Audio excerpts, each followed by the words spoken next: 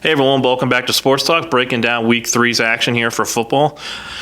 A lot to get into, obviously, with our teams here. Let's kind of go right into it. Williamsport's at Central Mountain here this week. For Williamsport, you got a 2-0 team going in. Central Mountain's kind of struggled a bit, 0-2 this year. I think Central Mountain kind of knows they have to kind of do a lot of things defensively if they want to try to limit Williamsport this week. It's a tough matchup for them, and Williamsport, I'm sure, is excited about it. It's their debut in the HAC 1. Mm-hmm. This will be their first ever league game there. Central Mountain's going to have to play really well to try to stay in it because, as we said in the previous segment, Williamsport's defense has been so good, points are going to be hard to come by. So Central Mountain's going to have to find a way to try to limit what they do offensively. The good news for Central Mountain is that the first 2 games have been rough, but the run defense has actually been really good. So if they can improve in the secondary, maybe they can make things competitive in this one. Yeah, I know Week 1 against Mifflin County was able to kind of air that out against Central Mountain. Yeah. But like you said, if they can tighten things up in the secondary and limit those deep passing threats, I think that would pay huge dividends for them as the season goes on. Absolutely, yeah. And it's a good foundation, at least, to be able to know that you can stop the run.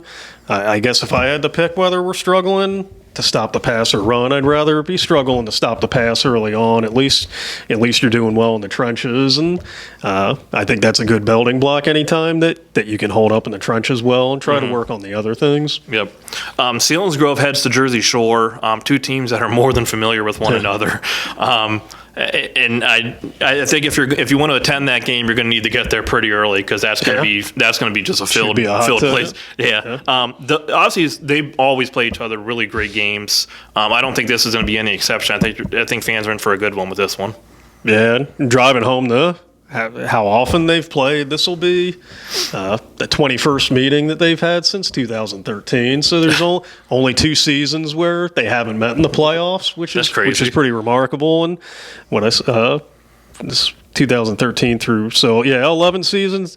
8 times they've played for the district championship, whether it was in 3A when there were still 4 classes or 4A when it's 6. So yeah, they know each other about as well as any 2 teams can know each other. The players change, but I think the schemes stay the same, and their foundations for success stay the same. So I think this is going to be a low-scoring game. I don't think there's going to be a ton of offense in it. It's not going to be like 6-2 when they played in that 2014 final. I was there for that one. Yeah, that one going. Side note for that. That was going. It was 2-0 there. I think early into the 4th, and I was so excited for it to end as a 2-0 game because that'd have been just awesome to write about. I was at covering South football in the district final that night, and they were announcing the scores, and I said, "What was the Jersey Shore one?" They said 2-0 Shore, and I was like, "That sounds about right with those 2 defenses." So yeah, I don't think it's going to be that low scoring, but yeah, this could be one where I think the first team to 20, if they get to 20, wins the game. Yeah, and I think for Jersey Shore too. I mean, obviously, for a team like Selinsgrove, you're always kind of amped up for that. But to be with their schedule being as tough as it is this year, for them to go into this one 2-0, I think that has to give them a little bit kind of a more boost of confidence going into that they may have already had. Yeah, and for the reason, like I said earlier, I didn't think they would be 2-0 going into the Week 3 game against Selinsgrove. So to have some momentum under your sails definitely helps, and they don't need. I don't think they need extra motivation at Selinsgrove. That's who ended their District 4 title reign last week. But to be 2-0 certainly gives them an extra kick, I think. Montoursville's at Danville. We touched on a little bit in the first segment. Obviously, Montoursville's going to have Danville's going to be a tough team for Montoursville. But like we said, Montoursville's, they've had the running game's been going well. Messina's been doing well passing. So I think they have the pieces that they can give Danville a really, really good game. Yeah, I think Danville's number 1 in the state right now in 3A, but they're 1 and 2 in the District 4 standings. Granted, it's only after 2 weeks, but I think I think Danville's going to win because they have so much firepower on both sides of the ball. But like you said, I think Montoursville is I want to say closing the gap. Well, I would say closing the gap because last year I think they got beat pretty bad down there, and I think this time they're going to hang in there, and I think give them a good game. I think it could be a good stepping stone for Montoursville, and if they compete well with them, that would be really good for them, because if Montoursville, the ultimate goal is to win a district title. To get there, you're going to have to go through Danville at some point again. Yep, exactly. And Mount Carmel probably too, and I think they play them too later in the season. So it's a good gauge to see where they're at and see what they got to do going forward, and I think they'll make it interesting. South Williamsport has to head on up to Troy this week. Obviously, a long road trip, but also Troy's a very solid team, and I think South is going to be in for a real battle with that one. Yeah, that's a tough one. Troy also is number one in the state in AA, and I've gone on record saying I think that they're going to beat Southern Columbia this year. Yep. If we have any Southern listeners, I'm sure Jim Roth will play this for the team if those two come to blows again in the district final. But Troy's a powerhouse. They're coming off a big win over Dover, Delaware, who was ranked 5th in the state there. Although it's Delaware, so I don't know how many classes are in Delaware. I mean, a very good question. 5th in the state. There might be 5 teams in Delaware. And I grew up down near Delaware too, so it's nothing against Delaware. It's just it's small, and I don't think they're known for their football prowess. My wife and I go there every year in the summer. It's not a big state, so there can't be that many. Although I've said to you many times, I grew up literally right on the border of PA and Delaware, and I have been to the highest point in Delaware, and it's literally that park bench. Yeah, it's literally just a slight incline. Because I used to think my dad was joking. We'd be driving to go get food or something. He'd be like, "Here's the highest point in Delaware." I was like, "Ha, that's funny." He's like, "No, it is." So yeah, fun factoid. There's like a big electrical tower there, but I have scaled the highest points in Delaware. A rare achievement. Yeah. So yeah, I can say some people have climbed Everest. I've climbed Delaware. And I think it's Ebright Road. I might even know the road name. We got way off. I think the original point was Troy played them, and Troy plays South this week. It's going to be a really tough game for South. If they can get out of it healthy, that's good for them. Yeah, exactly. Forward. Yep. Hughesville travels to Loyalsock. I think for Hughesville, that's also kind of. Kind of like you said about Sock last week going into the Hornets' Nest at Southern. I think same kind of, a little bit similar for Hughesville going in against a Loyalsock team that's pretty mad about that getting shellacked against Southern like that. But Hughesville's been playing well this year. I think that can be a good one as well at Loyalsock.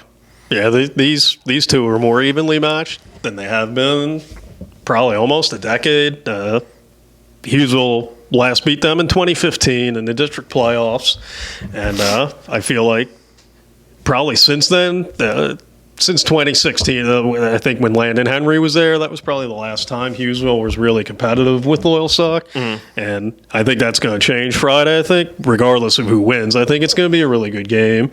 I think both teams are amped up for it. Loyalsock, for the reason that you said, I think they're eager to show that they can bounce back from the Southern game, and Hughesville, because they want to kind of put that stake in the ground and say we can beat Loyalsock and we can be the team, the first Hughesville team to do it in nearly 10 years. So I think that's going to be a good battle, and it could go down to the wire. Yep, exactly. Muncie's hosting Cowanesque Valley. I'm just going to go out on a limb and say the Indians get a win in this one. Oh, but I would take. I'll take. Yeah, you could probably get some gamblers on that. They like some sweet action. I'm taking that one. I think Muncie, but I think Muncie's gonna. I think they're going to want to kind of ride that momentum from last week, and I think they're going to try to get the run game going early, like they did with Austin Johnson last week. So I think if you're Cowanesque Valley, you kind of have to hope you can kind of limit Austin if you want to try to contain Muncie. Yeah, I mean, they gave up. Now, Wyalusing does nothing but run the ball, but Cal Valley gave up 420 yards to them. The good news, I guess, is their secondary didn't give up any yards. Spoiler alert, Wyalusing only tried 2 passes, but one of them was intercepted. Side note again, Wyalusing. Are they like 0 for 3 with 2 picks? Wyalusing, who is they're a good team. They'll make the AA playoffs. They won 6 games last year. They're better this year. But yeah, they're 0 for 3 with 2 interceptions this season. But they've won both games in dominant fashion, so there's lots of ways to win games. They can do it by just running the ball. Yep. Again, we got way off track, but yeah, I think Muncie will try to impose its will early, and I think they'll try to get Styles ired. He'll take some shots downfield too. This is a game I think they'll roll in, but it'll be a good test for their secondary because CV can throw the ball. They haven't run the ball well, but they have a good quarterback in Graham Hess and two good receivers, so it'll be a good way to see if the secondary's progressed from the opener. Yeah, Montgomery has to make a nice short little trip up to Sayre this week. For like you pointed out earlier, Montgomery's defense has been playing well, and I think against Sayre, their defense I think their defense will be the key in that one to limit Sayre. Sayre's struggled a bit here in their first 2 weeks, but I think with Montgomery's defense playing that well, this is going to be a good game for them to showcase what they can do on defense. Yeah, I said in the last segment, I think these first 2 games Montgomery's played will help them in a game like this. Last year they lost by, Sayre rallied late and won 14-12. So I think these teams are evenly matched. They've both had tough opponents to start the season with. Yep. But I like what Montgomery's building, and I think this is a game where they can kind of show off all the progress that they've made since last year, because I like their chances in this one. Funny story about Sayre. While we keep going off track, we're not going to name names, but we know a guy that once was trying to get to Sayre and went to Bellefonte and said, "Where is Sayre?" Get on 80 and drive for about 2.5 hours or 3. You're a little off the mark right now. Hopefully Montgomery doesn't have that same problem with their bus driver. I still don't know how you miss Sayre that much that you end up in Bellefonte. That you end up in Bellefonte, that's a mystery. I thought people might get a kick out of that story. So that is a true story, but we're not going to name names. But that is a true story. So Montgomery's bus driver, don't make that mistake. Warrior Run hosted Midwest this week. I think obviously Warrior Run. I think LeBaron's going to be kind of your go-to against offensively, and I think Midwest is going to have a tough time limiting the defenders. Yeah, Midwest they're struggling. They've been struggling for a few years now. So this will be. I don't want to say this will be. Chances are this will be Warrior Run's first 3-0 start of the 2000s. I'd have to go back into our old filing cabinets to see the last time they started 3-0. So that's a good question. Yeah, I don't know. Yeah, so this will be another good stepping stone for them to keep building momentum as they go early in the season. And I think whether it's LeBaron or Butler running the ball or James Kiefer throwing, Sam Hall catching passes, they're going to be tough to stop, and I think they'll win this one pretty convincingly. Lewisburg with the 2-0 start as well. They played well defensively last week with the shutout, I believe. I forget the score off the top of my head. 30-0. Yep, that's why you're the doctor. They get Bloomsburg this week. Bloomsburg's coming off a convincing win against Central Mountain. But I think that this has the potential to be a somewhat interesting matchup in terms of offense against defense type of thing. Yeah, and Lewisburg's win was especially impressive because they were missing three two-way linemen, and so to be able to go out and do that against what I think is a pretty good Shikellamy offense was a really good sign.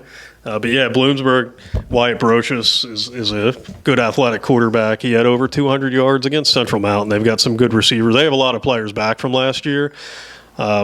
And their one loss was to Danville, and Danville, as we talked about, it's a powerhouse. So I think this will be an interesting game, but I think Lewisburg has the guys to pull it off and get to 3-0, which we talked about Warrior Run. Lewisburg hasn't been 3-0, or they haven't even been 2-0. No, they have been. First time they've been 2-0 since 2018, going for their first 3-0 start since 2010 when they made the state semifinals. Gotcha.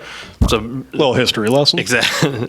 North Penn Mansfield's heading up to Towanda, or not up to Towanda, they're up that way anyway, but North Penn Mansfield's going to Towanda. What do you think kind of will be the key in this one for Mansfield? They're going to have to contain Riley Vanderpool. He missed the first 2 games. He had gotten ejected in a playoff game last year, so he was suspended the first 2 games. And I mean, he's Mr. Everything for them. He's their quarterback, but he's going to carry the ball probably 20 to 30 times. And he ran wild against them last year. He ran wild against a lot of teams last year.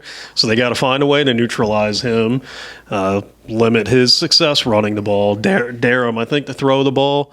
and try to sustain. North Penn ran the ball really well against Sayre, and that's the best way to keep Riley Vanderpool off the field from doing damage is have your offense on the field for a lot. So I think it's a combination of those two things. Mm-hmm. We talked earlier about Milton and how they do have solid pieces offensively. I mean, you have Chris Doyle among others, but they're hosting Southern Columbia and Southern, as we've already discussed. I think Milton's going to be in for a tough game, obviously trying to limit a Southern team. Yeah, and I think a lot of people, when Southern got down early, I think they were down 28-0 against Wyomissing. I think there were alarm bells going off, but then they only ended up losing 35-21 to a perennial powerhouse. And you see what they did against Sauk, and yeah, it's going to be a tough one for Milton. Milton's a little banged up too, but I do like the pieces Milton has, and I think once they get through this game, I think they'll still have a good shot at a winning record and getting to districts in the 3A field, and throwing their hat in there and seeing what they can do. Yep, exactly. In our last game here, Athens at Canton. Like we said, Canton's defense has been playing well, and that's kind of been a staple of theirs. So Athens is going to have to try to do some things to get the ball movement against them. Yeah, and Athens has their version of Riley Vanderpool and Connor Davidson at quarterback. Mm-hmm. He's run really well the first two games. He's an athletic player that can make plays with his arm too. So Canton has to find a way to neutralize him. And yeah, I think Canton does a lot of different things offensively. Brock Kitchen's kind of like a mad scientist as the offense coordinator, does throws a lot of formations at you and things like that.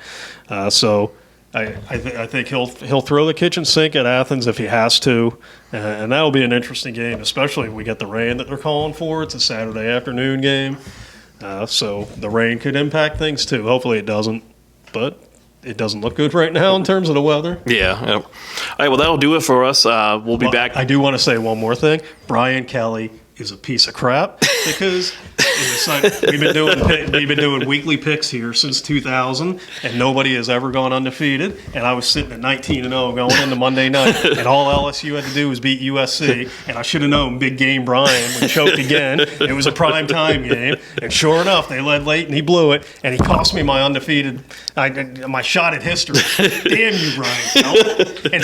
And I don't like the guy to begin with. He's a phony. He's a shyster. He's never been. He's a big game choker. He's got a little James Franklin in him when he comes to the big game. Exactly.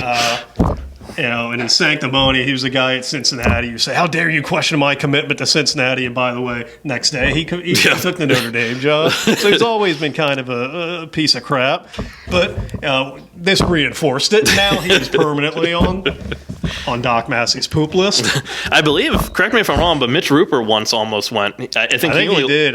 But his was more. He lost the game, I think, in college. Yeah, so it wasn't. He didn't have the pressure of the last game. He might have had the best mark. I think he might have went like 28-2 over a third. This was a 20 game because we don't have the pros mixed in yet. But yeah, to be on the verge of going undefeated, to be that close to it, it hurts. I blame Brian Kelly, and he's a no good. I was going to do a Jim Ross line, but Jim Ross kind of went. He said some bad words at the end of it, so I'll just leave it there. Well, that'll do it for this week for Sports Talk. We'll be back next week with more football action.